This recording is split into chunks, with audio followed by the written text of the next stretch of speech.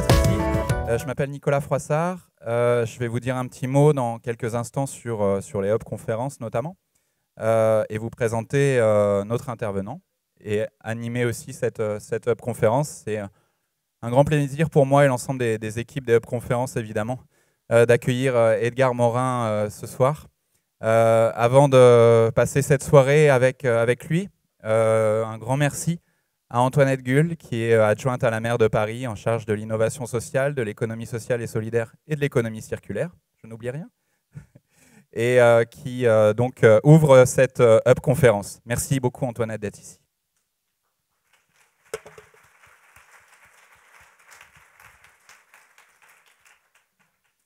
Alors bonjour à toutes et tous. Je crois que vous mesurez chacun et chacune la chance que nous avons ce soir de pouvoir participer à cette HubConf avec Edgar Morin. Alors je voudrais tout d'abord le remercier pour ces futurs moments à la fois de réflexion et de plaisir. Mais avant, je voulais simplement remercier les HubConf. Les HubConf, c'est une belle initiative, l'initiative de deux personnes, Nicolas Froissart et William Eland Goldsmith, mais qui était à l'accueil, qui n'est pas dans cette pièce, qui nous organise à Paris et en France, en fait, partout en France, de très très belles conférences sur des sujets qui concernent l'innovation sociale. L'innovation sociale peut être cette solution justement pour sortir de l'ensemble de ces crises, qu'elles soient économiques, qu'elles soient sociales, qu'elles soient démocratiques, que nous vivons. Alors, je pense, moi, lorsque je pense à ces crises, à toute cette jeunesse aujourd'hui. Et quand je dis cette jeunesse, je crois même qu'on peut remonter plus loin. Je crois que pour des personnes qui ont aujourd'hui une cinquantaine d'années ou un peu moins de 50 ans, on peut dire que toute notre vie, je fais partie de cette catégorie-là, mais toute notre vie, nous aurons vécu dans la crise économique, dans des crises démocratiques, et elles s'accumulent encore aujourd'hui.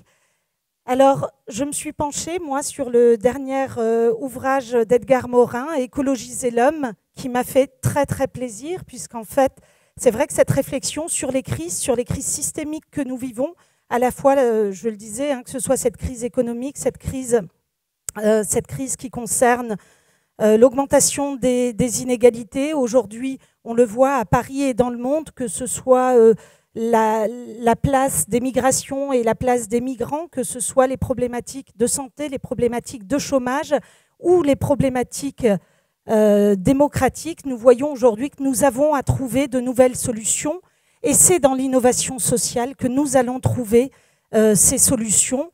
Nous essayons à Paris de changer notre manière de faire de la politique, de la penser, y compris sur le plan financier. Nous avons lancé le budget participatif qui permet aux citoyens de se saisir directement des questions politiques en demandant le financement de certains projets, mais c'est plus de 5% du budget d'investissement.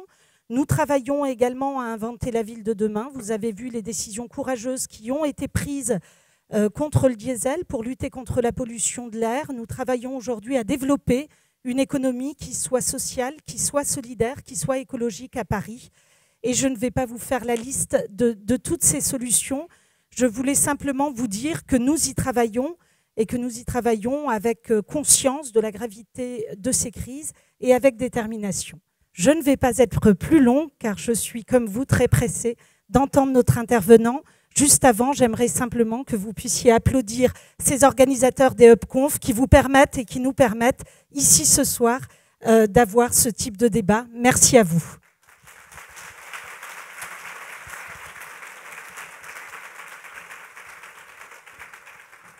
Merci beaucoup. Pas de Hub conférence sans les lieux magnifiques qui les accueillent. Renaud, peut-être un petit mot sur la Bellevilloise, qui c'est pas la première fois, mais on est vraiment content que pour un événement comme celui-ci, ça se passe ici. Voilà, les Hub conférences sont itinérantes, on change toutes les semaines de lieu, mais on est quand même assez souvent à la Bellevilloise et c'est un grand plaisir. Donc merci beaucoup à toi et à tes équipes. Oui, merci. Vous m'entendez? Voilà. C'est une fidélité mutuelle que nous avons. La Bellevilloise a fêté le 28 septembre dernier ses 10 ans d'ouverture au public, et puis un petit peu plus le temps que ce projet émerge.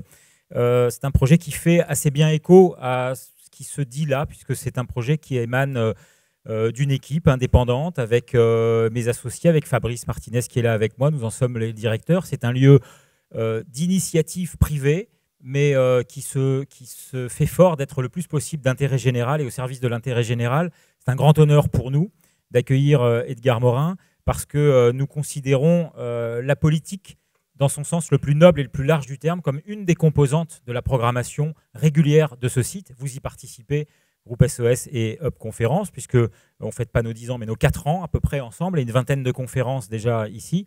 Nous souhaitons évidemment continuer et permettre ainsi à une parole libre de tout dogme et de toute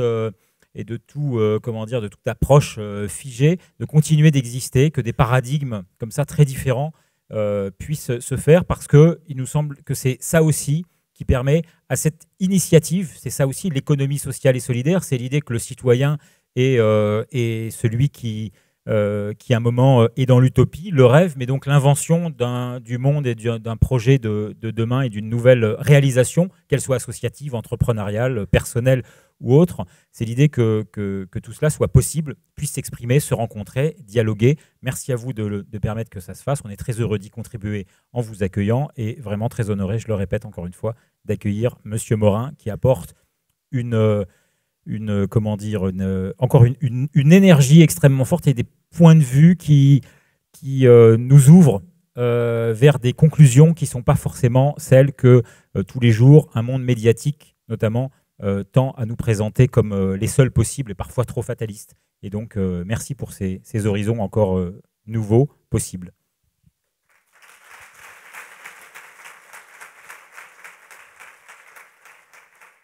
Merci encore à la Bellevilloise et à ses équipes qui nous accueillent dans des conditions parfaites à chaque fois. Donc moi je m'appelle Nicolas Froissart. Je vous dis un petit mot très très rapide. Je vais être beaucoup plus rapide que d'habitude parce que ce qui nous intéresse ce soir c'est la parole d'Edgar Morin. Tous ces événements, les Hub Conférences, les Hub Café, on appelle ça le mouvement Hub. C'est tout simplement de faire en sorte que tous les gens qui ont envie de s'engager pour la société, des élus locaux, des acteurs publics, des entrepreneurs, des étudiants, le monde académique, tout ça. On n'a pas envie de construire ce mouvement qui se forme contre quelqu'un ou contre quelque chose, mais plutôt de fédérer les énergies positives et d'arrêter toujours de dire c'est la faute d'un tel ou d'un tel.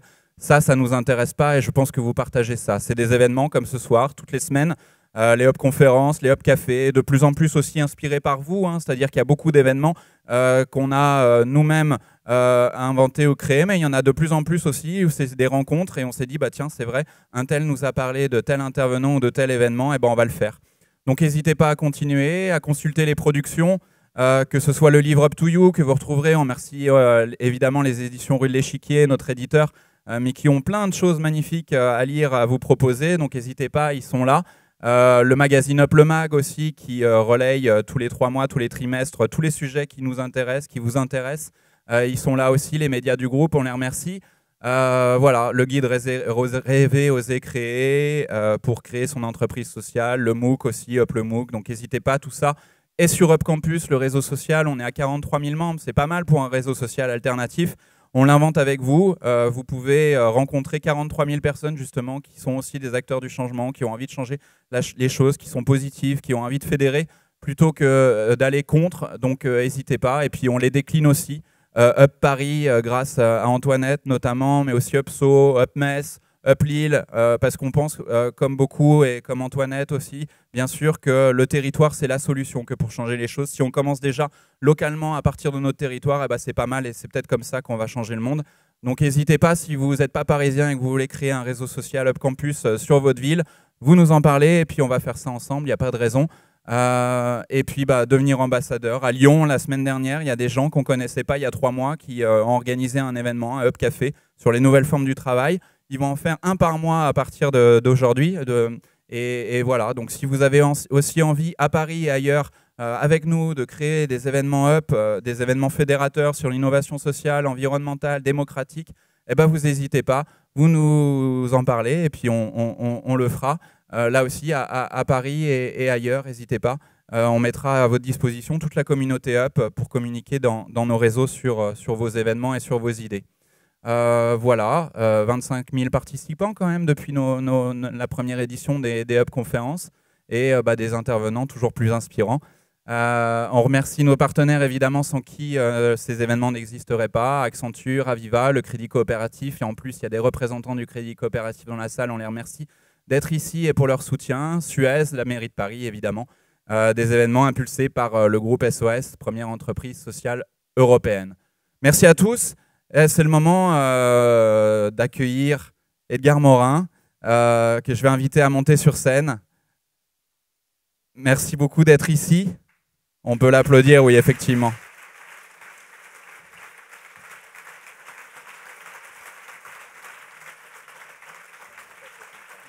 Je parle de vous, peut-être. Hein?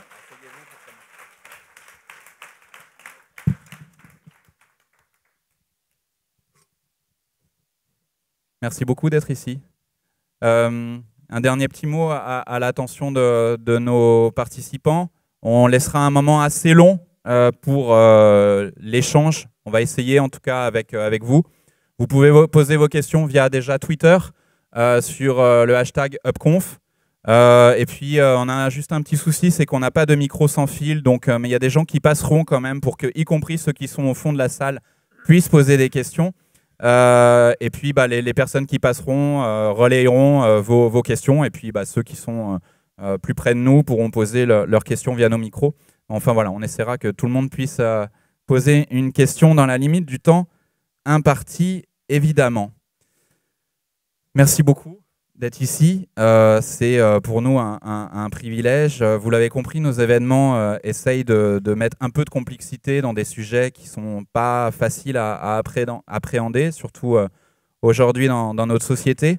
On essaye de décloisonner, donc finalement, vous êtes un peu un guide pour nous, puisque vous êtes présenté souvent comme le penseur, l'inventeur de la pensée complexe. En tout cas, vous décortiquez cette pensée complexe.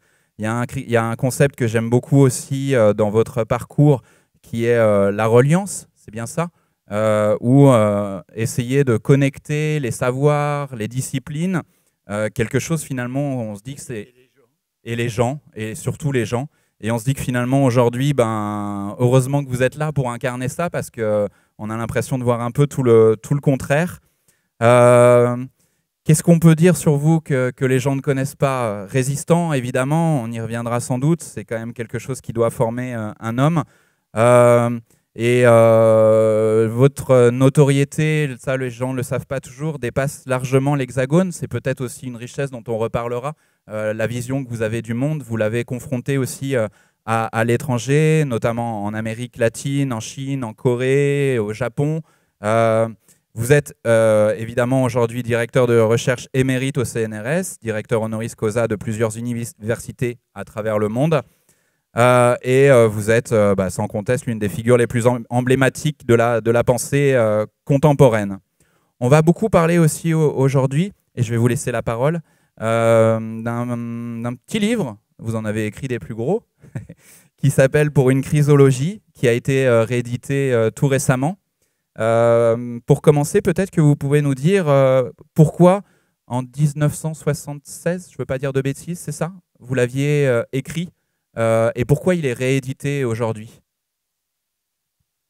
Oui, c'est un texte assez ancien. Je crois que je l'avais écrit dans les années, il y a peut-être 50 ans, je ne sais rien, mais dans la revue dont je m'occupais, qui s'appelait Communication. Et je pense que, dans le fond, je m'interrogeais sur le fait que le mot de crise était employé de plus en plus souvent, pas seulement crise économique, crise de société, crise, etc., mais que jamais on ne se demandait que signifie ce mot de crise. Et c'est ça que j'ai fait. Et si vous voulez, ce problème reste actuel aujourd'hui parce qu'on parle de plus en plus de crise et que effectivement, ça mérite.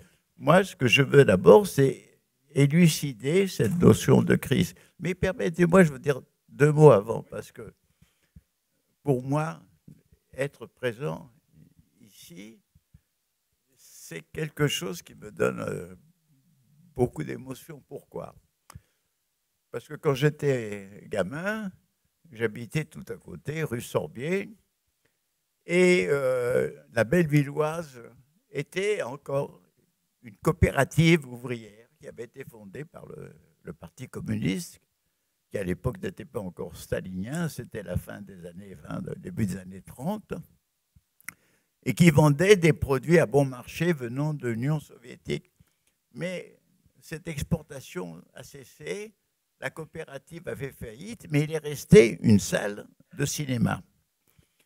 Et moi, qui était devenu cinéphile et plutôt dévoreur de films depuis l'âge de 10 ans, puisque, et j'ai vu ici même des films, dont l'un qui m'a vraiment bouleversé, un film soviétique qui s'appelle Le chemin de la vie, et qui était l'histoire d'une bande de gosses qui étaient dévoyés, délinquants à Moscou dans les années 20, où il y avait la famine, où il y avait tout ça.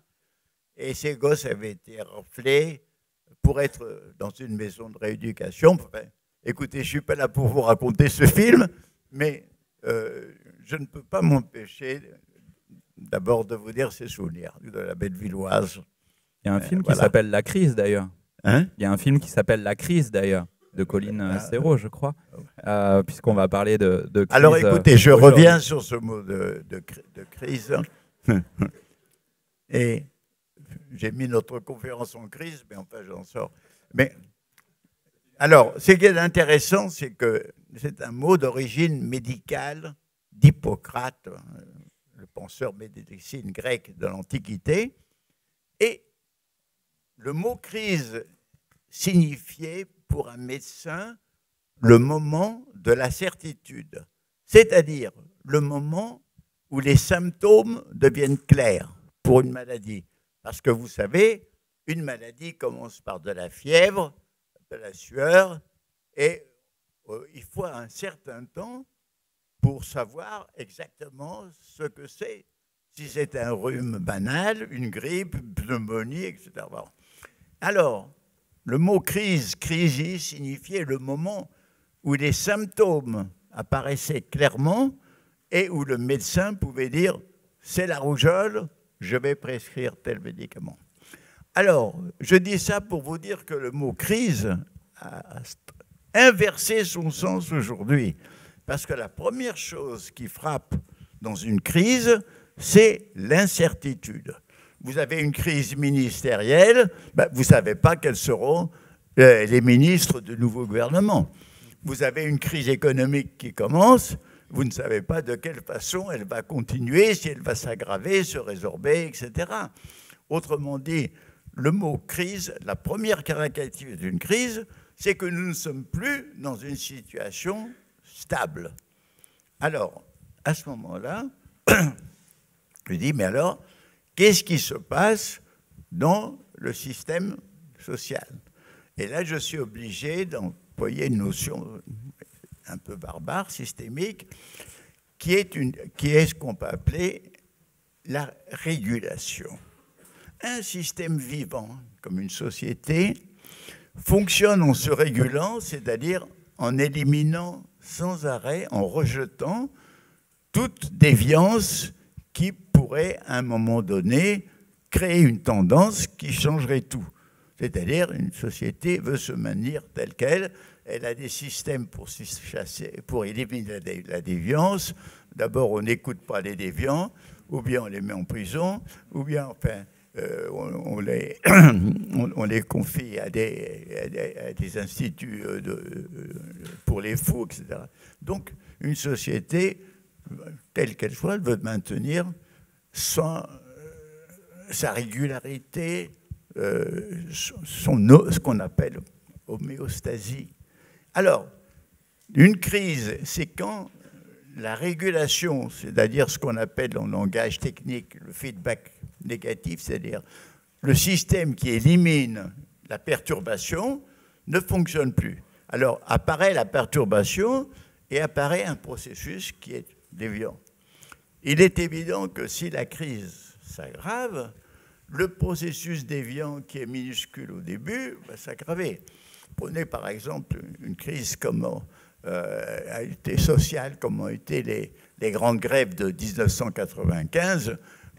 Et au début, de quoi il s'agit? Il s'agit d'une contestation par des étudiants d'une loi qui s'appelle la loi de Vaquet, qui concerne l'éducation.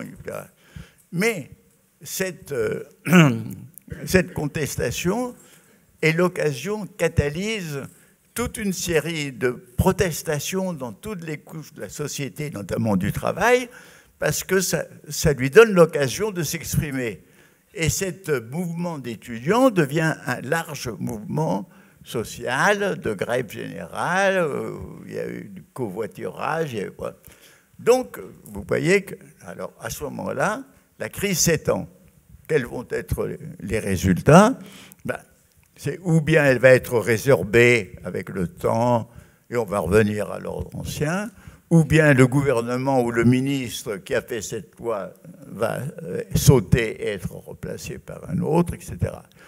Mais vous avez des crises beaucoup plus radicales.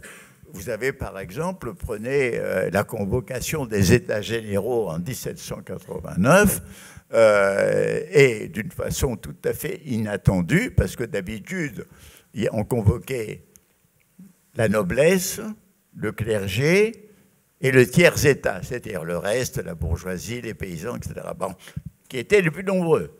Mais lors des votes, lors des États généraux précédents, on votait par ordre, ce qui fait que noblesse et clergé avaient toujours la majorité. Et le tiers-état, c'est bien organisé. Qu'est-ce qui s'est passé? Comme si vous avez un peu étudié l'histoire, vous n'avez pas oublié, c'est que les représentants du tiers-état ont imposé qu'on vote par tête et non pas par ordre. Et ça aboutit à tout un processus que vous connaissez, déclaration des droits de l'homme, révolution, etc. Là, c'était une crise de régime, du régime monarchique qui a fini par sauter, mais cette crise elle-même a entraîné d'autres crises en chaîne, puisque finalement, les interventions étrangères contre la Révolution ont provoqué le fait que la Révolution elle-même est devenue militarisée, à utiliser la terreur, etc. Donc, si vous voulez, voilà, c'est assez intéressant. Voici une petite crise comme ça de société qui s'amplifie et qui transforme tout, qui transforme le destin de la France. Alors maintenant, oui, vous vouliez pas, excusez-moi, parce que je vous empêche. Oui, avant qu'on développe, ce qui vous avait amené à travailler sur ce concept de crise, et de crisologie, vous personnellement, qu'est-ce qui a fait que vous vous êtes intéressé à ce sujet? Parce que je m'intéresse à tout ce qui est humain, et je sais que, disons, le propre de l'humain, que ce soit la personne individuelle, que ce soit la société, est sujette à des crises, à d'énormes perturbations. Et alors, je m'intéressais, donc, à ce moment-là, à ce mot de crise. Il faut dire aussi que c'était une époque où je voyais qu'on commençait une crise de civilisation, c'est-à-dire qu'on voyait que, d'ailleurs surtout, je l'avais bien vu quand j'étais en Californie, aux États-Unis, parce que je voyais les enfants... À quelle époque? 69-70, donc dans la préhistoire. Et donc, je voyais que les enfants, les jeunes de ces familles qui étaient très aisées, qui avaient 3 télévisions, 4 voitures, fuyaient cette aisance et ce confort pour rechercher la communauté, l'amitié dans des groupes comme ça, même dans des conditions disons, de vie sobre et non pas aisée. Enfin, c'est un des symptômes. Il y avait d'autres symptômes de crise de civilisation. Alors, mais si vous voulez, l'idée principale, quand j'ai fait cette étude, c'est qu'est-ce que c'est qu'une crise? Et si vous voulez, ce que je m'interrogeais, alors en disant qu'une crise peut aboutir finalement à une remise en cause de tout le système, alors, qu'est-ce qui peut se passer? Il y a toujours une ambivalence dans la crise. C'est-à-dire une ambivalence. un côté, une possibilité positive, créative, nouvelle, et une possibilité négative, régressive, marche en arrière. Alors, si vous voulez, ça aussi, c'est une chose qui est difficile à comprendre pour beaucoup d'esprits qui sont formés dans ce qu'on peut appeler la pensée binaire. C'est oui ou non, c'est bien ou c'est mal. Alors, est-ce qu'une crise c'est bien ou est-ce qu'une crise c'est mal? Alors, effectivement, une crise peut provoquer beaucoup de bien et puis elle peut provoquer beaucoup de mal. On ne sait pas, ça dépend de son déroulement. Donc, c'était ça une idée très importante que je voulais dégager. Alors, j'ai essayé d'expliquer pourquoi. Parce que une fois qu'on est en crise, il y a certains esprits qui disent « Ah, les recettes qu'on appliquait dans notre société ne sont pas bonnes, puisqu'elles sont incapables d'éviter cette crise. Donc, il faut trouver d'autres conceptions. » Et d'ailleurs, par exemple, quand il y a eu la grande crise de 1929, etc., certains pays, notamment aux États-Unis, ont trouvé la réponse grâce à un économiste à l'époque inconnu qui s'appelait Keynes et qui n'était pas aujourd'hui, comme aujourd'hui ils sont néolibéraux, qui n'a pas, et qui a apporté une vision qui a aidé en tout cas les États-Unis. Donc, si vous voulez, il y a une crise suscite de l'invention, de la recherche du nouveau, de la recherche de quelque chose qui surmonte les vices de la société où il y a eu la crise, ou bien, au contraire, les esprits s'affolent, cherchent le sauveur, cherchent dans le passé le refuge. Ah, il dit oui, on est en crise parce qu'on est à cause de la mondialisation, à cause de l'Europe, etc. Et puis les étrangers, les immigrés, qui viennent chez nous, c'est pour ça qu'on est... Bref, si vous connaissez tous ces refrains, hélas trop répandus, et dans lequel la crise provoque la régression. Prenez par exemple, on a eu une crise militaro-politique quand il y a eu le désastre de l'armée française en 1940, en juin 1940, et ce désastre a fait que l'armée, la crise de l'armée, a provoqué la chute de la République et son remplacement par un nouveau régime sous l'égide de maréchal Pétain, et qui a été instauré un régime qui s'appelle Vichy. Bon, ça c'est une conséquence régressive de la crise, avec tout ce que comporte Vichy, donc je vais vous faire le catalogue. Or, il est possible, alors je vais arriver à ce problème aujourd'hui dans d'autres crises, que moi j'ai l'impression parfois que ce qui revient de plus en plus sur le devant de la scène politique, c'est un vichisme, non pas avec une occupation étrangère, mais au contraire avec le drapeau de la nation brandi fièrement. Mais c'est le même contenu. Donc, si vous voulez, je trouve que la crise a des aspects inquiétants. Alors maintenant, quelle crise vivons-nous? Alors, beaucoup vont dire, ben oui, c'est la crise économique qui a commencé en 2008. Évidemment, nous vivons cette crise économique. Et ce qui est très intéressant, c'est que, les économistes professionnels, dans la grande majorité, ne l'ont absolument pas vu venir, puisque leur théorie était qu'ils avaient tous les moyens d'empêcher les crises. 2, qu'ils ont été incapables de prévoir ces déroulements un peu à la manière de la montagne russe, c'est-à-dire on s'en sort puis on ne s'en sort pas, etc. Et donc, c'est donc une crise qui, du reste, n'est pas terminée. Et ce qui est intéressant aussi, pour en rester au niveau économique, c'est qu'on a voulu appliquer un remède de cheval, je ne sais pas le mot, mais un remède qu'on appelle le néolibéralisme économique. Et là, à mon avis, contrairement à toute rationalité, alors qu'en cas de crise, pour faire démarrer l'économie, il faut surtout faire démarrer la consommation et trouver les moyens que les consommateurs puissent acheter. Là, au contraire, en frappant les consommateurs, et notamment le monde populaire, on a en quelque sorte aggravé la crise. Mais pour les promoteurs de cette théorie, ils s'en foutaient complètement. Ce qui les intéressait, c'était de purger un petit peu l'économie, de vider pour eux ce qui était pour eux un trop-plein de travailleurs ou de salaires, et c'était d'être ce qu'on appelle compétitif, c'est-à-dire de favoriser avant tout les intérêts du capital. Donc, si vous voulez, ça c'est le point de vue économique. Mais moi, je pensais qu'on était déjà dans une crise de civilisation, dans une crise de société ou de civilisation. Parce que il me semblait que les caractères de...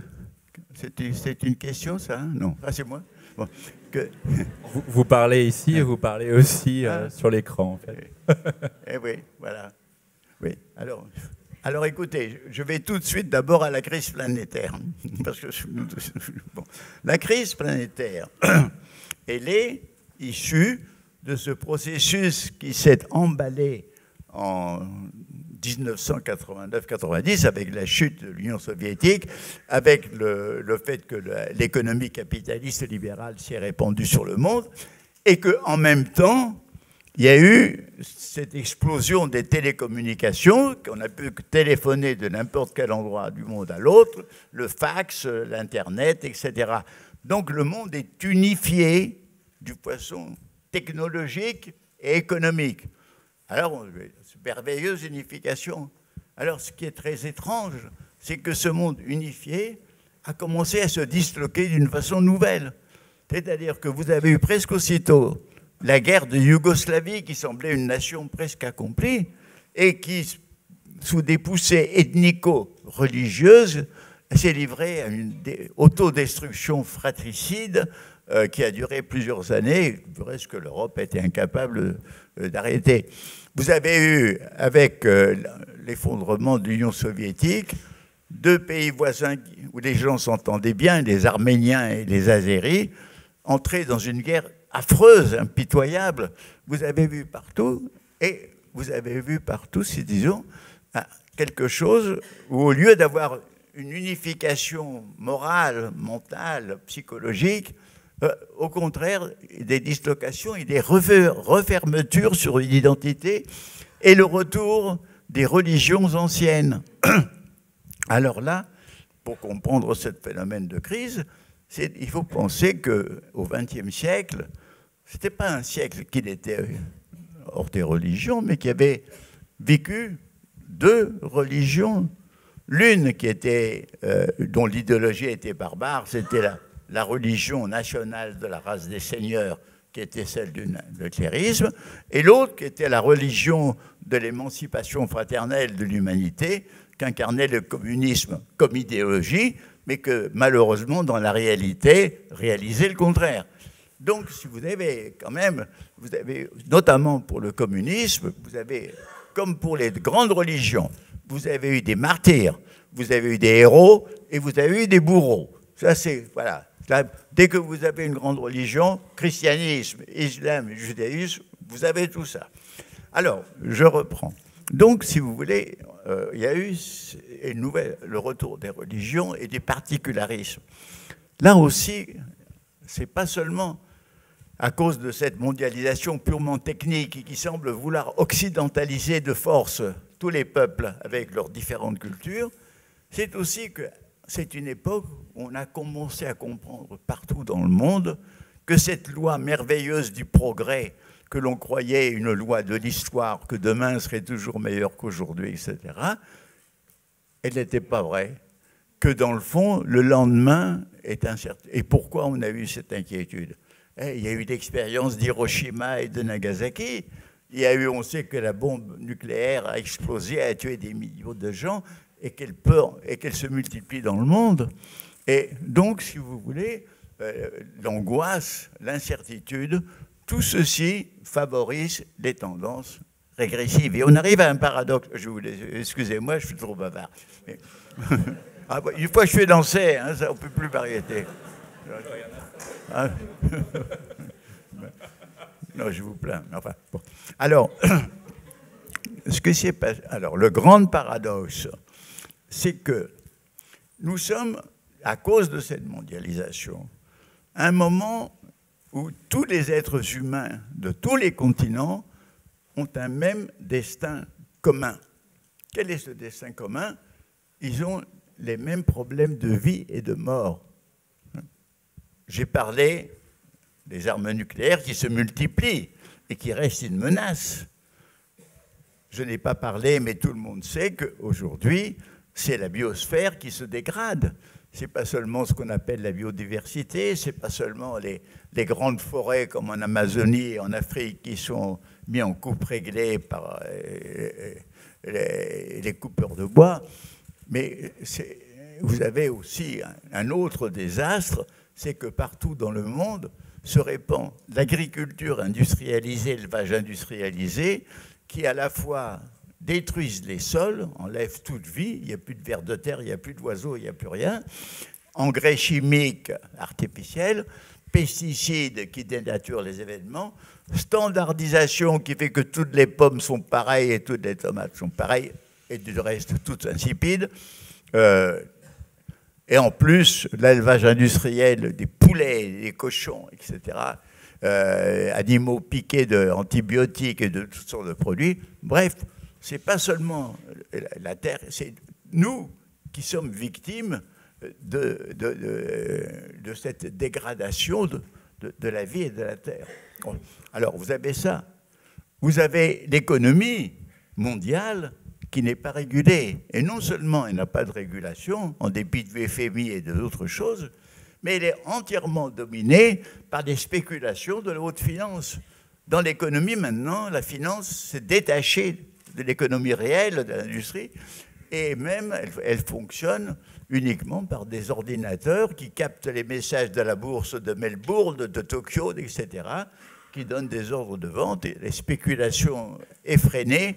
Enfin, jamais dans l'histoire on avait vu le pouvoir effréné du profit dominer à ce point la planète.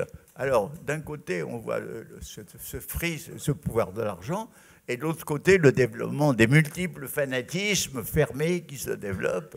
L'humanité, donc, elle a un péril, un problème commun de se sauver de ces deux pouvoirs, je pense. Et ce qui est quand même intéressant, c'est que ce sont les développements conjoints de l'économie, de la science et de la technique qui font ce processus aveugle qui détruit la planète et qui, en quelque sorte, crée cette économie dominée par la finance et qui, en quelque sorte, est une menace pour l'humanité, bien que, par ailleurs, ce même processus ait eu des aspects bénéfiques incontestables. Alors, nous sommes dans une crise mondiale, et cette crise d'angoisse où l'humanité n'arrive pas à s'unir, à comprendre, à avoir une conscience commune face à ce destin commun, mais au contraire se divise en petits bouts. Dans cette crise mondiale, nous avons de plus la crise des sociétés traditionnelles où arrive l'occidentalisation. Alors, vous allez me dire, mais cette crise a des côtés positifs. Oui, parce que qu'est-ce qui se passe de positif? Eh bien, dans ces sociétés où il y avait parfois, ou souvent, l'autorité toute puissante du patriarche, du chef de famille, de l'homme, et aussi bien sur les enfants que sur les femmes, vous avez une relative début d'émancipation. Des jeunes peuvent se marier comme ils veulent et pas sous les ordres des parents. Des femmes ici et là commencent à s'émanciper, mais bon, le processus est freiné. Donc, vous avez donc ces aspects positifs. Mais les aspects négatifs, vous avez la destruction des solidarités qui étaient très profondes dans ces civilisations, avec la ruée de l'individualisme occidental, tout pour moi, etc.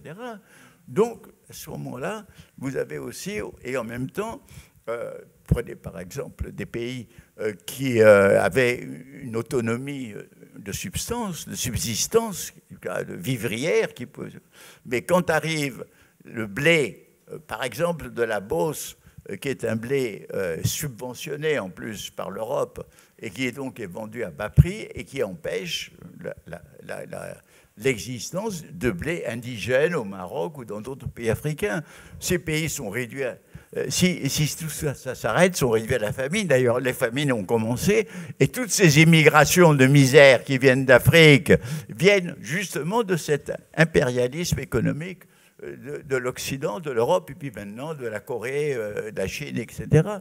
Donc, vous avez crise des civilisations traditionnelles et vous avez crise de notre civilisation. Pourquoi? Parce que ces aspects positifs deviennent de moins en moins importants. La démocratie, elle se rétrécit un petit peu comme une peau de chagrin. Vous avez la pensée politique et sociale, elle est complètement dégradée, pour ne pas dire qu'elle est dans le vide total. Vous avez d'inégalités croissantes chez nous, comme partout ailleurs, parce que le pouvoir de l'argent est tout puissant. Vous avez le triomphe du calcul, c'est-à-dire statistiques, PIB, taux de croissance, sondage d'opinion, et on croit connaître la réalité. Tous ces technocrates et tous ces éconocrates croient connaître la réalité avec leurs chiffres, alors que les chiffres ne savent rien de nos réalités humaines. Les chiffres ne peuvent pas connaître la souffrance, l'amour, le bonheur, le malheur, la tristesse. Et alors on vit sous l'empire de cette pensée absolument mutilée qui nous guide et qui guide en fonction de l'impératif économique. Donc on est dans une société où de plus en plus on a une difficulté à bien vivre, une difficulté où l'on se réfugie dans la famille, chez les amis, chez les copains, ou bien on crée des associations comme ça. Mais on a un monde où de plus en plus le poids de l'hégémonie de l'argent, de l'anonymat, du calcul. Donc, si vous voulez, je n'entre pas trop en détail, mais nous sommes nous-mêmes dans une civilisation en crise. Alors, civilisation en crise, crise économique, crise planétaire, je crois que cette fois, le mot mérite d'être interrogé. Crise écologique, crise de sens. On voit à quel point les gens, les jeunes, mais pas que, sont un peu perdus aujourd'hui, cherchent du sens dans leur travail, dans leur vie en général.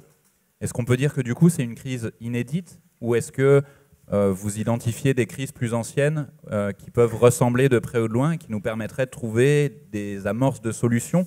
Parce qu'on voit bien qu'aujourd'hui, les solutions, il n'y a pas grand monde qui les a, ou en tout cas, elles n'émergent pas franchement dans nos médias, ou notamment, par exemple.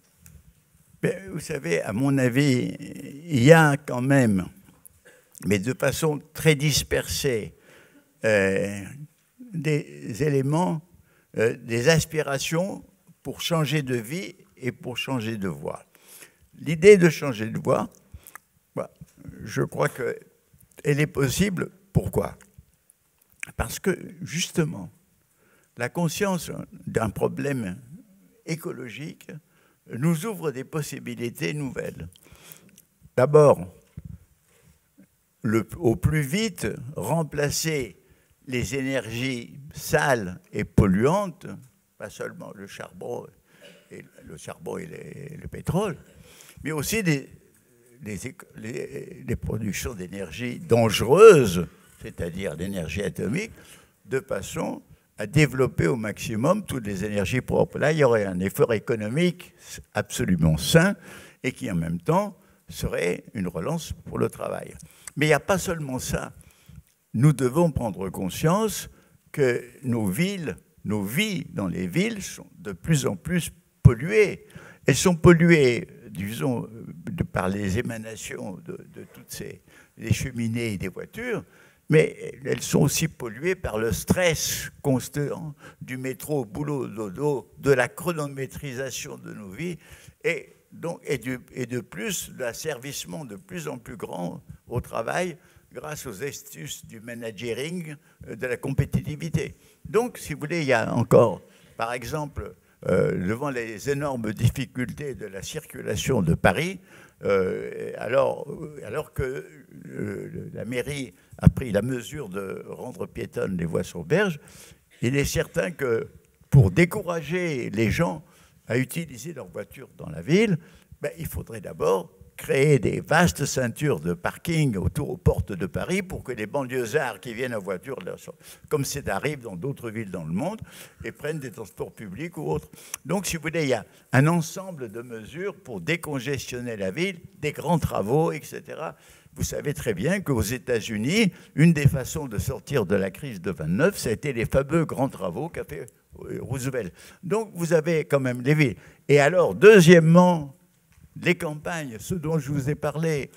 Il faut aider aujourd'hui l'agroécologie, il faut aider l'économie, l'agriculture fermière et l'élevage fermier. Il faut dans beaucoup de cas, nous sommes amenés à revenir à une nouvelle forme de polyculture, je dis ancienne et nouvelle parce que c'est retour à l'ancien, mais avec l'éclairage de la science agricole moderne. Donc, si vous voulez, il y a un énorme travail, et du même coup, on redonne vie au village, on développe le télétravail qui va rendre... Autrement dit, il y a toute une voie possible, pas seulement pour la France, mais c'est une voie valable pour tous les autres pays, et bien entendu européens et autres continents. Donc, si vous voulez, une autre voie est possible, mais elle n'est pas réfléchie, elle n'est pas vue. Et par ailleurs, il y a effectivement dans tout ceci, disons du point de vue de la démocratie, que se passe-t-il? Nous avons besoin d'une démocratie cognitive. Pourquoi? Parce que les décisions ont un caractère de plus en plus technique. Il faut prendre des décisions sur des problèmes scientifiques qui échappent aux citoyens. Il faut créer une éducation populaire, post-scolaire, pour mettre au courant les citoyens des grands problèmes qui se posent à la vie politique et pas les laisser... Est-ce qu'ils ont envie, les citoyens? Parce qu'en même temps, on n'a jamais été aussi bien informés qu'aujourd'hui. Enfin, sur Internet, on peut finalement trouver beaucoup de choses. Alors, est-ce que le citoyen, il a envie aujourd'hui finalement de sortir de cette crise? Mais il faut vous dire une chose, il y a une grande confusion. La communication ne crée pas la compréhension. Regardez, jamais il y a eu autant de communication dans le monde et jamais les peuples se sont moins compris les uns les autres. Et je dirais même, au sein d'une même famille où tout le monde peut communiquer, il y a des conflits d'incompréhension entre père, mère et enfants et en frères et sœurs. Vous savez, d'abord, la communication, malheureusement, ne crée pas la vraie connaissance. D'abord, l'information n'est pas de la connaissance. C'est un bout de connaissance qui prend sens que si on l'intègre dans son contexte. Ce que font les bons éditorialistes de journaux qui diminuent de plus en plus. Mais il faut intégrer l'information dans la connaissance et la connaissance dans la pensée. Et la pensée, c'est une façon d'organiser les connaissances. Ça ne se fait pas. On peut prendre dans Wikipédia, vous pouvez prendre dans Google, vous pouvez prendre tout ce que vous voulez, c'est utile. Mais le système de communication en lui-même, pour avoir de la compréhension, il faut un minimum d'empathie, de sympathie humaine pour comprendre autrui et d'avoir le sens de la complexité. Parce que là, il y a une phrase du philosophe Hegel que j'aime bien citer, il disait « Si j'appelle criminel quelqu'un qui a fait un crime dans sa vie, j'élimine tous les autres aspects de sa vie et de sa personnalité pour le réduire à ce crime qu'il a commis. » Or, c'est vrai, d'ailleurs, nous-mêmes, quand nous sommes au cinéma, que nous voyons des criminels comme Corleone, le parrain, etc., nous ne le réduisons pas au côté affreux et méchant qu'il a, parce que nous avons vu qu'il a d'autres qualités, qu'il est bon père, qu'il a des sentiments d'affection. Grâce au cinéma, nous voyons la complexité humaine. Mais en réalité, nous réduisons les gens à un trait négatif pour les gens que nous détestons, au trait positif pour les gens. Nous n'avons pas le sens de la complexité. C'est pour ça que moi, je m'échine à essayer de développer une nouvelle éducation, mais je n'y arrive pas. J'y arrivais justement. À partir du moment où on veut effectivement des citoyens qui acceptent et qui recherchent même cette complexité, comment on éduque nos enfants, les citoyens de demain, pour ça? Écoutez, là, je ne veux pas résumer parce que j'ai quand même pas mal travaillé là-dessus. J'ai fait notamment un livre qui s'appelle, pour l'UNESCO, qui s'appelait « Les 7 savoirs nécessaires à l'éducation ». Bon, je vous dis très vite que, il y a une chose qu'il faut enseigner. On enseigne des connaissances, on n'enseigne pas ce que c'est que la connaissance. Or, la connaissance, c'est la source, c'est la même source, et c'est la source de l'erreur et de l'illusion. Parce que nous percevons les choses qui peut être déformée. Nous les transformons par l'idéologie. Donc, si vous voulez, il est très important d'enseigner les risques d'erreurs et d'illusions dans la connaissance. Il faut enseigner la compréhension d'autrui, ce qu'on n'enseigne pas et qui est vital. Il faut enseigner à affronter les incertitudes. Or, même dans une époque qui n'est pas aussi incertaine que la nôtre, mais chaque personne en naissant ne sait pas ce qui va arriver de sa vie, s'il va être heureux en amour, s'il va être heureux au travail, etc. Nous devons nous affronter à l'incertitude. Nous devons enseigner ce que c'est qu'être humain. Regardez, nulle part on ne nous enseigne ce que nous sommes. Et ce que nous sommes est très complexe parce qu'on est des êtres qui sont à la fois biologiques, psychologiques, culturels. On est des individus, on est des petits morceaux de société, des petits morceaux d'espèces. On est à la fois homo sapiens, comme on dit, c'est-à-dire doué de raison, mais homo debens, c'est-à-dire capable des pires délires.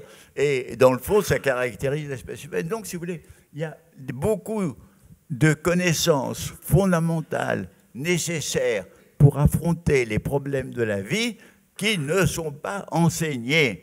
Et on a beau dire, j'ai beau avoir fait des efforts, parce que ce livre est sorti en 2000, bon, sont 20. Dans d'autres pays, on les enseigne heureusement, mais en France, il y a un immobilisme total. Et pour sortir de la crise, la priorité, c'est l'éducation, justement, parce que vous listiez pas mal de choses tout à l'heure. Le retour à la terre, l'agroécologie, enfin, la question environnementale est très présente dans votre propos. Mais est-ce que c'est l'éducation, la priorité pour vous, pour sortir de la crise? Si à un moment donné, on veut essayer vraiment de faire des choses concrètes, on va être dans une campagne présidentielle, on y est déjà d'ailleurs. C'est quoi la première chose à laquelle il faut s'attaquer? Eh bien justement, c'est que tout doit changer en même temps, c'est ça la difficulté. Ah oui, ah ben oui, c'est ça la complexité. Parce que écoutez, non, par exemple, il y avait une chose, les gens se demandaient, pour que les choses aillent mieux, est-ce qu'il faut changer personnellement, moralement, ou est-ce qu'il faut changer la société? Et dans le fond, on se rend compte que chacune de ces solutions isolées ne marche pas.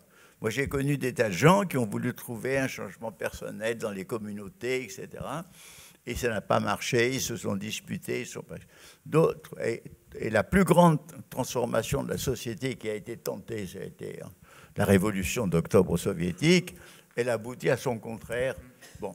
Donc, si vous voulez, le problème reste. Il faut à la fois se changer soi-même et essayer de changer autour de soi.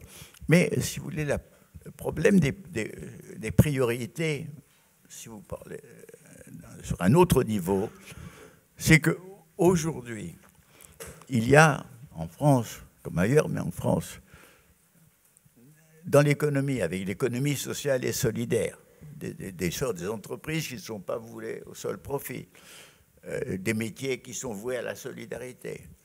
Vous avez le développement de l'agroécologie, qui est quand même une chose très positive avec le développement du bio. Vous avez beaucoup d'associations, comme les convivialistes, comme au Pays Basque Alternativa et autres, qui veulent changer les rapports humains, parce qu'il est évident que, disons, ce que nous avons beaucoup perdu dans une grande ville comme Paris, ce sont des rapports minimales de reconnaissance de l'autre, parce que il y a une chose qui est très importante qu'a dit un philosophe Hegel, qu'est-ce qu'il y a? On a besoin non seulement de pain, mais d'être reconnu comme une personne humaine à part entière par autrui. Et quand vous croisez quelqu'un dans le couloir de votre immeuble et que vous ne lui dites même pas bonjour, quand vous voyez à la campagne quelqu'un comme s'il n'existait pas, ça veut dire l'autre est transparent, il n'existe pas. Dire bonjour, ce petit bonjour, signifie tu existes, tu es une personne. Et si vous dites bonjour monsieur, bonjour madame, il existe. Bien que... Donc, si vous voulez, on est dans une situation de la dégradation générale. À une échelle plus macro, ça pourrait être dire bonjour aux réfugiés qui arrivent aujourd'hui dans notre pays. Enfin... Là aussi, regardez, moi j'ai vécu un épisode où on était des millions à dégringoler de la France du Nord pour nous aller dans la France du Sud quand les armées allemandes ont déferlé. Pendant quelques mois, on a tous été plus ou moins relâchés, on a été accueillis. Bon, il y a eu des gens qui nous ont exploités, d'autres qui ont... Donc, je veux dire que les capacités matérielles d'accueil sont énormes. Prenez par exemple à tous ces villages désertés et morts, ils pourraient accueillir des gens qui eux-mêmes pourraient se livrer à une agriculture locale. Donc, si vous voulez, ce qui manque, c'est la mentalité de l'accueil. Déjà, il y a quelques dizaines d'années, on voyait qu'il y avait beaucoup de gens pour défendre le sort des sans-papiers qui étaient cloîtrés dans une église de Paris. Il y avait une compassion. Mais nous perdons la compassion, nous perdons, et d'autant plus, si vous voulez, il se passe un phénomène terrible, c'est que l'accumulation des chiffres, au lieu de nous entretenir notre indignation et notre refus de la chose, nous anesthésie. Ah oui, il y a 1000 morts en Méditerranée. Hier, il y en avait 1300. Les chiffres, comme Alep, au début, on dit, mais c'est épouvantable. Et tous les jours, on apprend qu'il y a des massacres. Ah, oui. Alors, on crée une sorte d'habitude de résignation, de sentiment d'impuissance pour les uns qui auraient de la bonne volonté, mais les autres, ils veulent se fermer. Qu'est-ce que c'est que ces étrangers? Il y a peut-être des terroristes chez eux, évidemment. Il y en a qui se glissent parmi eux. Mais vous voyez, donc si vous voulez, c'est une dégradation. L'Europe s'est complètement dégradée. Heureusement qu'il y a eu tante Merkel qui a fait quelque chose. Mais donc, si vous voulez, ça montre aussi, comme je vous le disais, c'est Vichy avec le drapeau national qui progresse en France. Et malheureusement, on est dans une période de régression contre laquelle il faut savoir résister. Justement. Maintenant, vous parlez des primaires, des élections, que vous avez parlé de ça. Oui. Alors, ma position strictement. Moi, je crois. D'ailleurs, j'ai fait un tweet où je cite une phrase d'Alain Touraine qui dit « L'important, ce n'est pas tellement un nouveau président, l'important, c'est de créer un souffle démocratique nouveau. » Mon idée, c'est qu'effectivement, tous ces mouvements de bonne volonté, toutes ces aspirations qui existent, il faut qu'ils se confédèrent, qu'ils s'unissent, qu'ils montrent que sont une force sociale.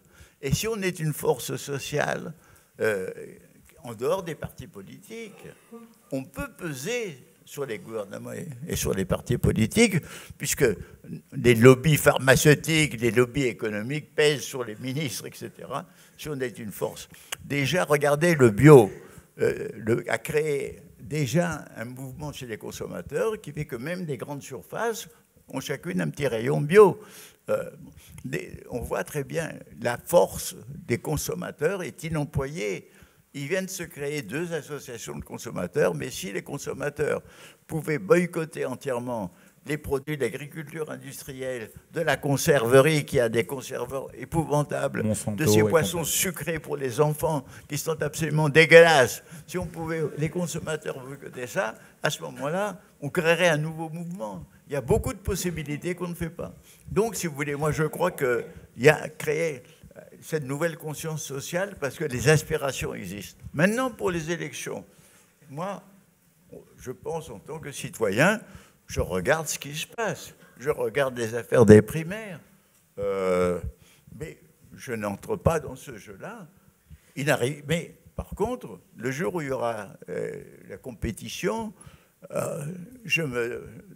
peut-être que je crois que je me déterminerai en fonction d'un moindre mal. Et le pire, ce serait que les 2 compétiteurs soient des mots absolus. Alors là, ce serait une catastrophe. Mais enfin, non, je pense que, si vous voulez, je ne me détache pas de ça. Au contraire, je suis très intéressé. Mais je pense qu'on ne peut pas agir au niveau des partis. On ne peut pas agir à ce niveau-là. C'est un monde stérilisé. Il faut que la société se développe. Et après, elle agira. Mais ça n'empêche pas quand même de pouvoir intervenir dans les élections.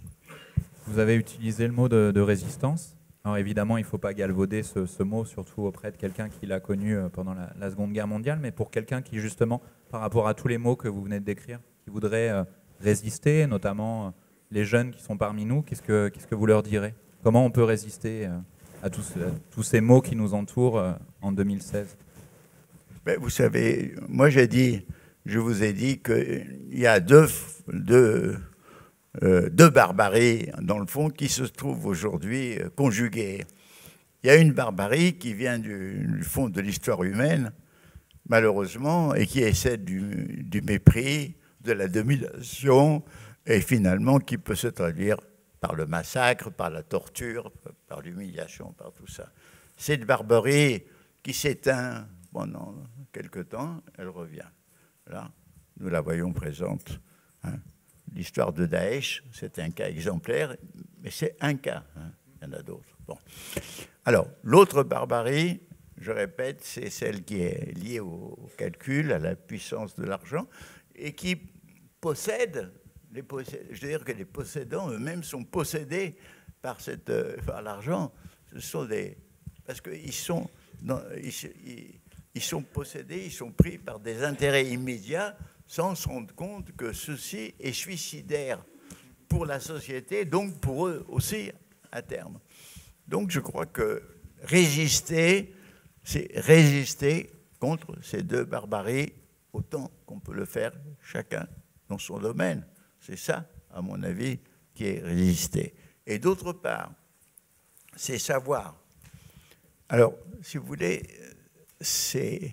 on parle beaucoup de l'humanisme. L'humanisme, bon, c'est dire penser que tout être, quel qu'il soit, mérite le respect. Mais ce n'est pas seulement ça, l'humanisme. L'humanisme, le vrai humanisme, c'est de penser que chacun d'entre nous est un moment, est une parcelle dans une aventure gigantesque qui est l'aventure de l'espèce humaine, qui aujourd'hui est mondialisée avec cette communauté de destin. C'est prendre conscience de notre humanité collective. Il ne s'agit pas seulement de penser que nous sommes en France, que nous sommes en Europe, etc. Non, nous sommes inséparables du destin du monde, qui est le destin de l'humanité. À mon avis, c'est prendre conscience de ça. Et alors, ça peut conduire à des tas d'activités en faveur, justement, que ce soit les réfugiés, que ce soit des peuples qui sont aujourd'hui soumis à des situations terribles. Non, je pense qu'avec nous, vous savez, chacun agit en fonction de sa propre conception et de son besoin, et on le trouve. Si on a le besoin, on agit. Moi, je me rappelle, donc, puisque j'étais dans ce quartier, et quand j'avais entre 10 et 20 ans, 15 ans, mon premier acte politique, ça a été d'aller à une organisation qui s'appelait SIA, Solidaridad Internacional Antifasciste, une organisation libertaire espagnole, qui était très puissante à l'époque, pour apporter ma contribution, pour faire des colis pour l'Espagne républicaine.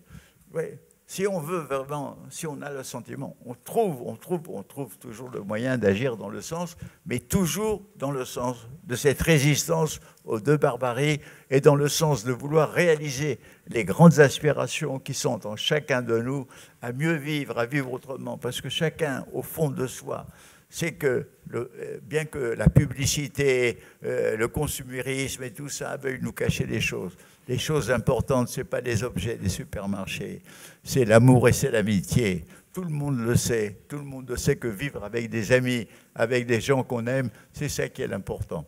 Donc, si vous voulez, la prise de conscience de ceci, tout ceci ensemble, donne la possibilité de vivre une vie.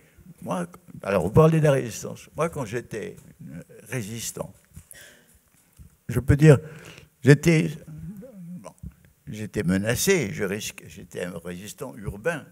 Je pouvais être arrêté par la Gestapo, être tué, pire, torturé. Bon, enfin, eh bien, je dois dire que j'avais des amis qui ont été arrêtés, qui ont été tués, malgré tous ces malheurs de la France, ces malheurs du monde.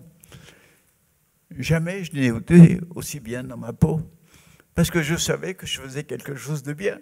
Je faisais quelque chose qui n'était pas égoïste. Je savais quelque chose qui avait un sens. Moi, je trouve que quand on sent, si on sent en soi qu'on est un tout petit bout d'humanité, on sent, on trouvera le moyen de faire ce qu'il faut.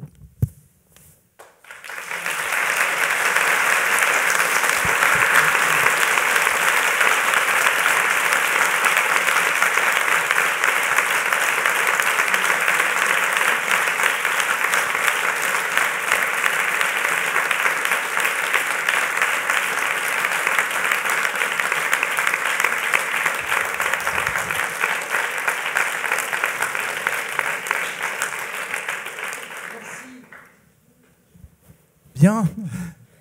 Il y a un petit peu d'émotion qui passe. Je vais vous passer la parole à vous dans le public. Juste avant, un petit mot peut-être un petit peu plus léger. Est-ce que vous aimez le sport, Edgar Morin? Vous aimez le sport? Le sport. Le sport. Ouais. Et le foot? Le football. Vous savez que j'ai trouvé un article sur l'équipe.fr qui parle de vous.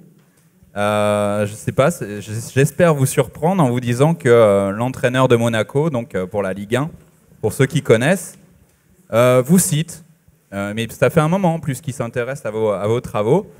Donc l'entraîneur de Monaco, qui s'appelle Jardim, qui est portugais, nous dit « Edgar Morin a une vision globale du monde, de la complexité, des facteurs qui interagissent. Transposé au football, c'est la même chose. Une équipe qui marche bien, c'est un orchestre où tous les instruments jouent sur le même tempo. Quand il ne marche pas, c'est une succession d'erreurs. Le foot est complexe, il faut l'analyser ainsi et éviter la simplification. » Vous voyez ? Même si le football s'intéresse à votre complexité, il y a des raisons d'être optimiste quelque part. Oui, mais je dois dire que Jardim ne connaissait pas, parce que j'avais fait un article sur la complexité du football, et j'espère le retrouver pour le lui passer, parce que je développe un peu. Alors, ce qui m'a intéressé dans le foot, que j'aime beaucoup d'ailleurs, ce qui m'a intéressé, c'est que une équipe, l'entraîneur, bon, d'abord, il fait la stratégie pour le match, mais il fait la stratégie en fonction de ce qu'il pense être la stratégie de l'adversaire. Lequel adversaire va faire sa stratégie en fonction de ce qu'il pense pour le stratégie. Donc, il y a déjà un élément d'incertitude et de complexité. Maintenant, au cours du match, sans arrêt, il y a deux vertus qui sont nécessaires et qui sont contradictoires. C'est la qualité individuelle du jeu et la qualité collective du jeu. Alors, ça dépend, parce que parfois, c'est un joueur qui peut partir du fond de terrain tout seul, dribbler les adversaires et marquer le but. Mais parfois, au contraire, c'est celui qui arrive par l'aile, qui passe au centre et qui donne à son partenaire le but. Donc, on ne sait, à un moment donné, il faut passer du collectif à l'individuel, de l'individuel au collectif. Et ça, c'est une question d'art, parce qu'on le sent d'ailleurs, une équipe bien inspirée, elle est presque télépathe, le joueur sait, même s'il ne le voit pas, où se trouve son partenaire. Donc, si vous voulez, le football comme le rugby sont des choses très intéressantes, parce que ce sont des gens qui... Qu'est-ce que c'est la complexité? Ça existe, ça nécessite des vertus contradictoires qui sont complémentaires. Alors, une fois qu'on a pigé ça, on a pigé la complexité. Voilà, vous avez toute la recette. Voilà.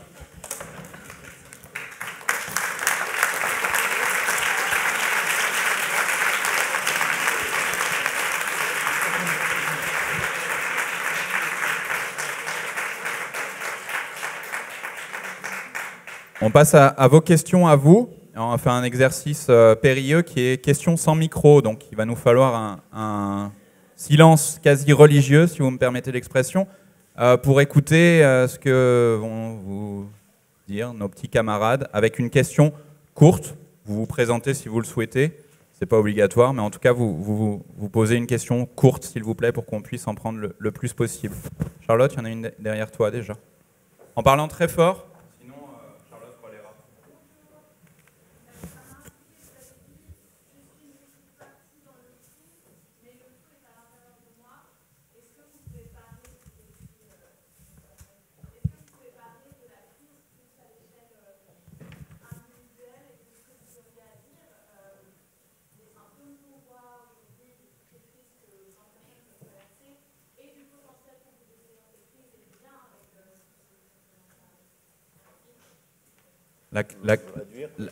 Oui. Est-ce que on a beaucoup parlé de la crise globale Et est-ce que vous pouvez nous parler de la crise individuelle, donc la crise que ressentent les individus, et finalement un peu le lien entre les deux, c'est ça, non? La crise individuelle, la crise que chacun peut percevoir, enfin peut subir, la crise au niveau de l'individu. Alors, les crises individuelles, ce sont des choses aussi intéressantes. Je ne parle pas des maladies physiques, bien que ces maladies, beaucoup de ces maladies ont une origine psychologique et sont des maladies psychosomatiques. Parce que vous savez que malheureusement, notre esprit, quand il est trop perturbé, il va fixer sur le corps son malaise. On va avoir des ballonnements d'estomac, on va avoir des lenteurs de digestion, on peut même avoir des sciatiques, enfin tout ça. Bon. Alors, la crise individuelle, si vous voulez, c'est un problème qui se trouve très contemporain parce que sans doute beaucoup d'individus souffraient en silence dans des sociétés plus autoritaires, familiales, et maintenant qu'il y a beaucoup de plus de liberté, il y a en même temps plus de tourments. Alors, qu'est-ce qui se passe? D'abord, il se passe qu'on n'est pas bien dans sa peau. On a des insomnies, on a des perturbations, on a des crises d'angoisse. Alors, on va chez le psy. Alors, il y a toutes les catégories de psy, depuis le psychanalyste lacanien jusqu'au psychothérapeute de groupe, etc. On va faire du yoga, on va chez les bouddhistes zen, on cherche des remèdes à sa crise individuelle, et parfois on peut la trouver par des pratiques physiques comme yoga, respiration, etc., ou parfois par une sorte d'élucidation ou de rapport, de relation forte avec le thérapeute qui vous sauve. Donc, si vous voulez, on est dans une époque où il y a où les personnes, les individus risquent des crises. Alors, bien entendu, vous avez des crises qui sont provoquées par des choses. La personne que vous aimez vous quitte, et vous en êtes malade, c'est une sorte de crise. Les personnes que vous aimez meurent. C'est aussi, ça peut être quelque chose de très grave. Il faut pouvoir faire son Dieu. D'autrement dit, chaque individu, surtout dans le monde contemporain, qui est un monde où il y a très peu de communautés, si vous voulez, où les communautés sont rares, il y a très peu de secours. Bien entendu, on a heureusement des confidents, des confidentes, des amis, des êtres chers, mais les individus, ils doivent affronter ces crises. Alors, il y a un rapport qui peut exister entre la société et certaines maladies psychosomatiques. Pourquoi je dis ça? Parce que c'est une chose que j'ai remarquée dans les premières semaines de mai 68. Qu'est-ce qui s'est passé dans les premières semaines de mai 68 où il y a eu cette éruption du mouvement étudiant à Paris, à la Sorbonne, au quartier latin, etc.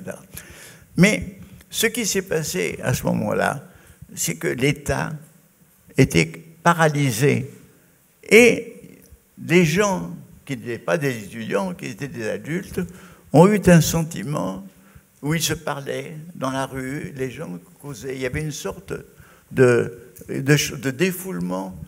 Et ce qui est très intéressant, c'est que pendant ces 2 premières semaines, les cabinets des psychiatres et des médecins se sont vidés parce que celui qui avait des ballonnements d'estomac ne les a pas eus, celui qui avait des maux de tête ne les avait plus. Alors pendant 2 semaines, tout le monde était guéri. Mais comme les événements se sont aggravés par la suite, alors tout le monde est revenu chez le psychiatre, chez le médecin, et les maux de tête et les ballonnements d'estomac sont revenus. Donc, il y a un rapport entre les inhibitions que nous vivons, entre le fait que nous nous parlons si peu, des choses importantes les uns avec les autres. Il y a beaucoup de... si vous voulez, dans cette perte de convivialité, il y a quelque chose de morbide et presque de pathologique qui peut conduire à des... Donc, si vous voulez, moi, je pense que sur le plan individuel, il est très important de ne pas sombrer dans la solitude, quelle est, à mon avis, une des plus grandes tragédies dans notre civilisation, où, comme vous le savez, en général, on se débarrasse des vieux, ceux qui ont des moyens, les mettent dans des maisons de santé, où ils sont très maltraités d'ailleurs, mais vous avez des solitudes. Moi, j'avais vu le cas d'un vieux qui habitait dans une petite rue du 18e arrondissement, qui avait disparu. En réalité, il était mort dans un appartement. Et pourtant, le courrier continuait à s'accumuler dans ses boîtes aux lettres. Les factures de gaz et d'électricité continuaient à arriver dans sa boîte aux lettres. Enfin, tout continuait. Jusqu'à ce qu'à un moment, les voisins, à cause d'une odeur, d'une puanteur épouvantable, se sont rendus compte qu'on a fait ouvrir et qu'elle était morte. Donc, si vous voulez, il y a des tragédies de solitude, et je pense que c'est un des plus grands maux, c'est ça, et d'avoir quand même des amitiés profondes, avoir de l'amour sincère, avoir des rapports de convivialité avec des gens qu'on ne connaît pas, de sentir qu'on fait partie d'un ensemble pour lequel on pourrait avoir de la sympathie. C'est ça qui est très, très, très important. On ne peut pas éviter les crises individuelles, mais on peut éviter le paroxysme et on peut éviter certaines de ces crises.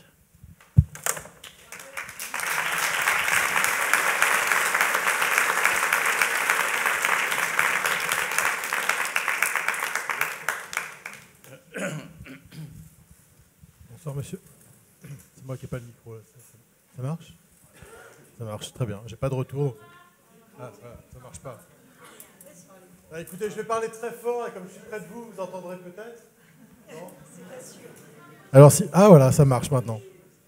Donc, d'abord, monsieur Morin, merci pour l'ensemble de votre œuvre qui m'a beaucoup inspiré quand j'étais jeune et étudiant et qui continue à faire partie des choses qui me donnent envie d'agir. Je voudrais avoir votre position, si vous en avez une, et sinon dites simplement non, et comme ça on passera à la question d'après, sur le manifeste convivialiste. Vous avez évoqué l'existence de ce collectif, mais peut-être pouvez-vous en dire un peu plus, et ce que vous en pensez? Alors, non, l'autre, celle-là. Un petit mot dessus.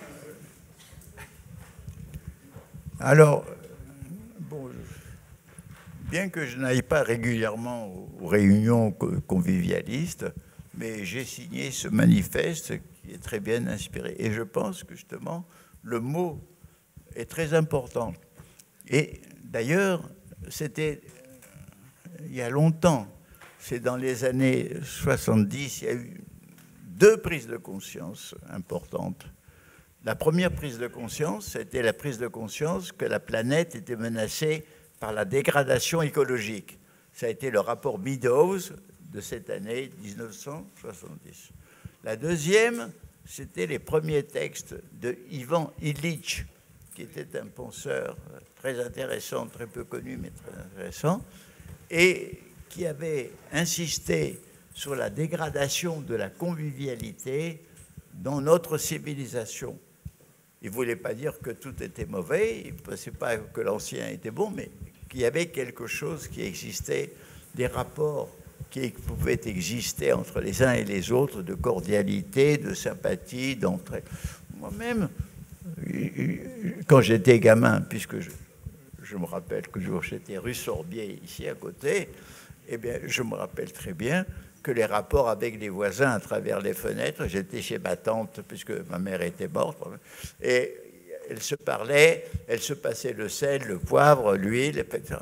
Et il y avait quand même, dans ce quartier populaire, il y avait quand même une convivialité, une solidarité, des choses qui se sont beaucoup dégradées.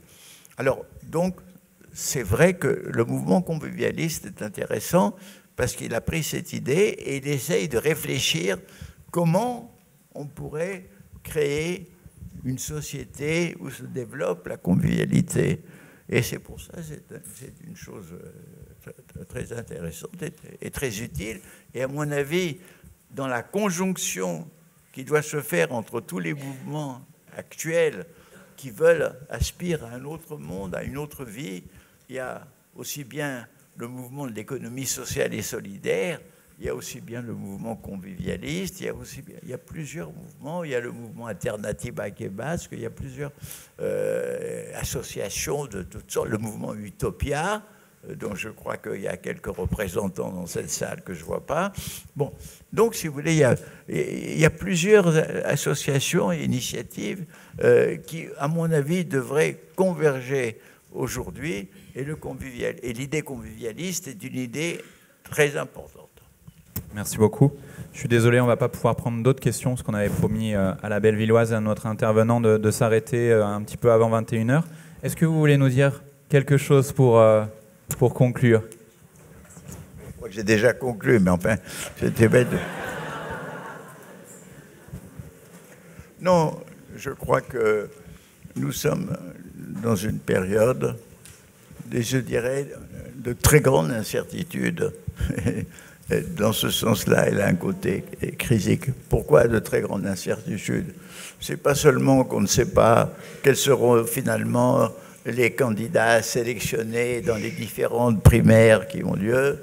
Nous ne savons pas, une fois qu'ils sont sélectionnés, quel sera l'élu de ces élections.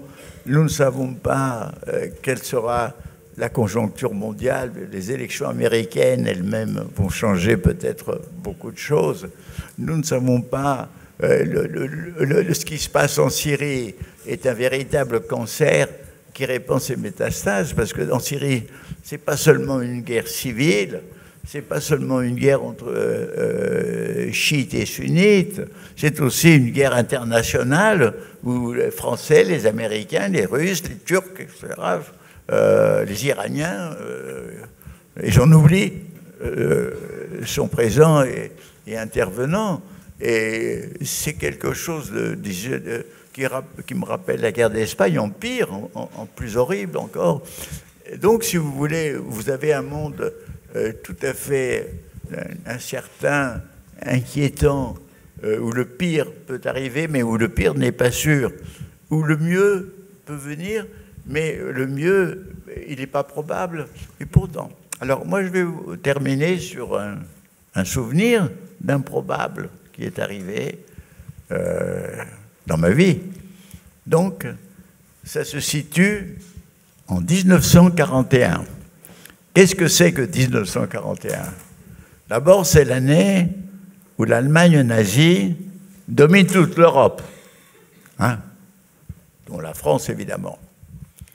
C'est l'année où, en juin 1941, l'Allemagne nazie se déchaîne sur l'Union soviétique et très rapidement, non seulement elle détruit les avions soviétiques au sol, mais elle fait des millions de prisonniers. Elle arrive en septembre 1941 aux portes de Leningrad et aux portes de Moscou. Et pour beaucoup d'observateurs, l'Union soviétique est morte. Hein. Moscou va être pris. Et puis voilà qu'ils vont peut-être se réfugier en Sibérie, mais c'est fini. Donc, ce qui est absolument probable, c'est la domination durable de l'Allemagne nazie sur l'Europe. Qu'est-ce qui s'est passé?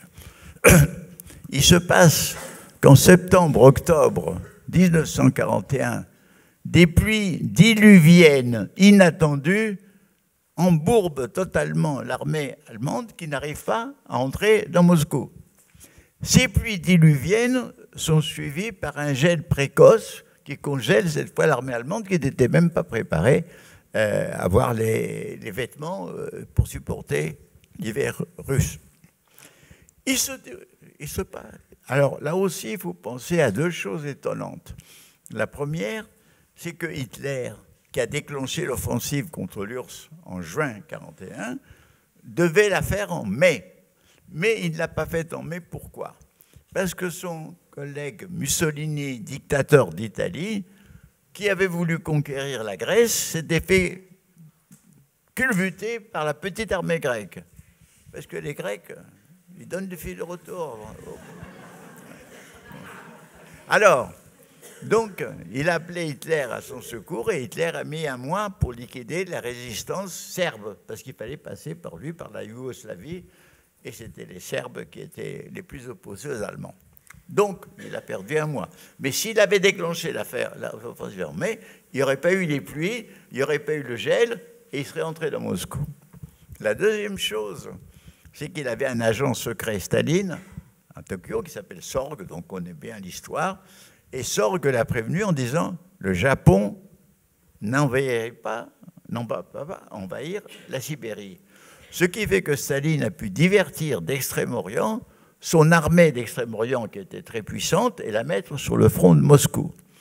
Il donne le commandement des armées soviétiques à Yukov, c'est-à-dire un général très capable, alors que jusqu'à présent, c'était des généraux courtisans qui s'étaient fait battre.